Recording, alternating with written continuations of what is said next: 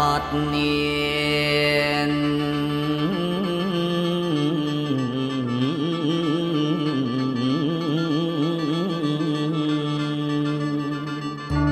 ชุลีก่อ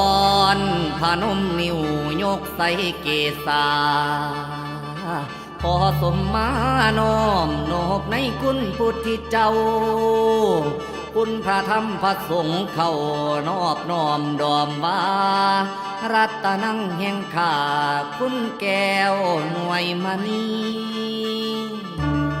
หย่อมาลีขึ้นนอบน้อมคอมบาวันทนังยังมหาเทเรแห่งแดนอีสานกามพระธรรมมาดีโลกเจ้ามหาทินผู้เพียรพามผู้พานำแปลงอยู่สู่คำศาสนาเป็นนักปราชญ์แห่งฟ้าพื้นทินแดนอีสาน